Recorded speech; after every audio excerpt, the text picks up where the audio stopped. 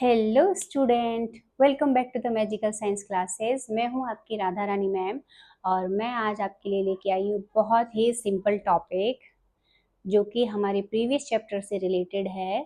जो हमने पढ़ा था, क्या था प्रीवियस चैप्टर हमारा? Body movements.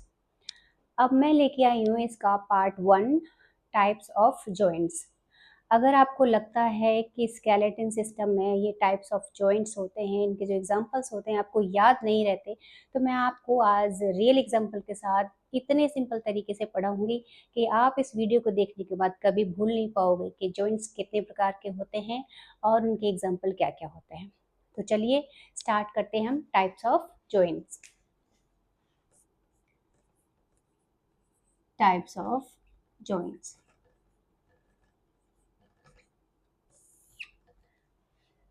हमारी बॉडी में जितना भी मूवमेंट होता है, हमारी बॉडी के जितने भी पार्ट्स में मूवमेंट होता है वो जॉइंट्स की वजह से ही मूवमेंट होता है। क्योंकि हमारी बॉडी अगर एक ही बोन से बनी हुई होती तो मूवमेंट होना मुश्किल था। फॉर एग्जांपल ये देखो, ये आपका हैंड है, आपके पास यहाँ भी जॉइंट है, आपके यहाँ एल्बो में भी जॉइंट है, आपके यहाँ शोल्डर में भी जॉइंट है। सपोज करो कि ये आपका पूरा एक ही बोन होता तो क्या ये मूवमेंट पॉसिबल था कि आप अपने हाथ को जिस तरह से बेंड कर पा रहे हो, रिस्ट को बेंड कर पा रहे हो, मूव कर पा रहे हो, या शोल्डर को मूव कर पा रहे हो इस तरह से? तो ये पॉसिबल था? नहीं पॉसिबल था। इसलिए हमारी बोन्स के मूवमेंट के लिए, हमारी बॉडी के मूवमेंट्स के लिए जॉइंट्स प्रेजेंट होते हैं जो हमारी बॉडी की फ्लेक्सिबिलिटी को बढ़ाते हैं और हमारी मूवमेंट में हेल्प करते हैं। इसलिए हम इन जॉइंट्स के बारे में पढ़ेंगे। तो सबसे पहले जो जॉइंट है वो है, first one is ball and socket joint।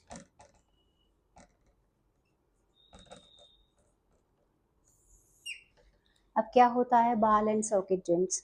बाल एंड सॉकेट जॉइंट्स में टू बोन्स होती हैं। जो टू बोन होती है उनमें से एक बोन जो है बॉल की तरह काम करती है और दूसरी जो बोन है वो एक सॉकेट की तरह, यानी एक खाली पिट की तरह काम करती है। यानी सॉकेट मतलब खाली पिट, गड्ढे जैसा, उसकी तरह काम करती है और दूसरी बॉल की तरह उसमें फिट हो जाती है।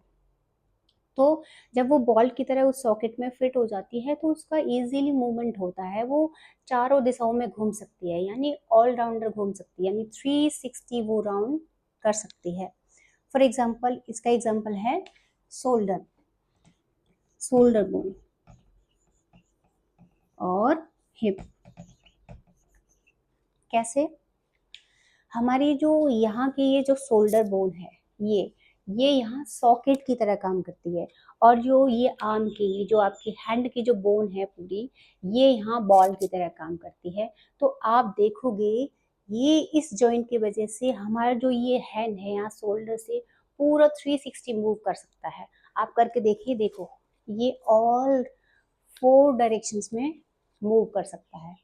तो अब आपको पता चला कि जो बॉल और सॉकेट जॉइंट है वो 360 मूवमेंट प्रोवाइड कराता है, यानी चारों दिशाओं में 4 डायरेक्शंस में आप कंप्लीटली मूव कर सकते हो अपने हैंड को। तो इसी तरह से ये प्रेजेंट होता है हमारी हिप में, जो हमारी पूरी लेग को इस तरह से, जिस तरह से हैंड में मूवमेंट हुआ था उसी तरह से हमारी लेग में भी पूरा मूवमेंट होता है हिप से। तो आपको समझ आया बॉल और सॉकेट जॉइंट कहाँ प्रेजेंट होता है? हमारे शोल्डर में और हमारे हिप में प्रेजेंट होता है। आप इसे मूव करके देखिएगा, आपको पता चल जाएगा। ठीक है। दूसरे टाइप का मूवमेंट, दूसरे टाइप का जो जॉइंट होते हैं वो होता है हिंज जॉइंट। Hinge joint. अब हिंज जॉइंट क्या होता है? हिंज जॉइंट वो होता है, जैसे आपने डोर देखा है, आपके घरों में डोर देखा है, तो डोर का क्या डायरेक्शन होता है? डोर में जो हिंज प्रेजेंट होती है, जो जॉइंट्स प्रेजेंट होता है उसमें, वो हिंज बैक एंड फोर्थ ही जा सकती है, back and fourth he move कर सकती है, यानी आगे पीछे ही मूव कर सकती है। आप जब डोर ओपन करोगे तो वो इस तरह से ओपन होगा और उसी डायरेक्शन में आके बंद हो जाएगा, उसी डायरेक्शन में ओपन होगा और उसी डायरेक्शन में आके बंद हो जाएगा। तो इसी तरह से हमारी एल्बो में और हमारे नी में ये जॉइंट प्रेजेंट होता है। कौन सा जॉइंट? हिंज जॉइंट प्रेजेंट होता है, जो डोर की तरह होता है।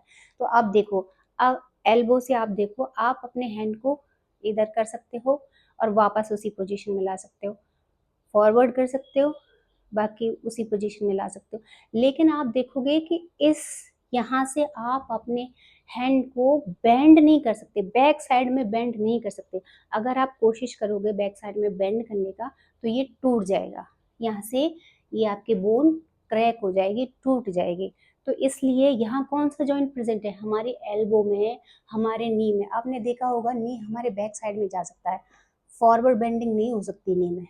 जैसे हैंड में फॉरवर्ड बेंडिंग हो सकती है, बैकवर्ड बेंडिंग नहीं हो सकती, इसी तरह से नी में बैकवर्ड बेंडिंग हो सकती है, फॉरवर्ड बेंडिंग नहीं हो सकती। तो क्यों? क्योंकि इसमें सिर्फ वन डायरेक्शन मूवमेंट है। क्या है? वन डायरेक्शन मूवमेंट होता है इसमें। तो इसके एग्जाम्पल क्या क्या बताए मैंने? एल्बो और दूसरा नी, यानी हमारे घुटने में और हमारी कोहनी में कौन सा प्रेजेंट होता है? हिंज जॉइंट प्रेजेंट होता है। तो अब आपको दोनों में डिफरेंस पता चला कि जो बॉल एंड सॉकेट जॉइंट होता है उसका मूवमेंट होता है 360 मूवमेंट।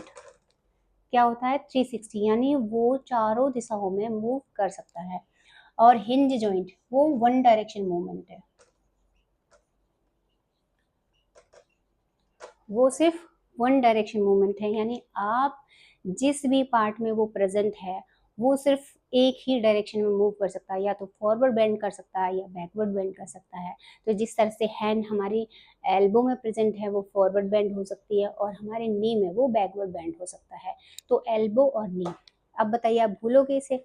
नहीं भूलोगे। तो अगर आपको वीडियो पसंद आए तो लाइक, शेयर एंड सब्सक्राइब करें और नेक्स्ट पार्ट देखने के लिए बने रहिए मैजिकल साइंस क्लासेस के साथ।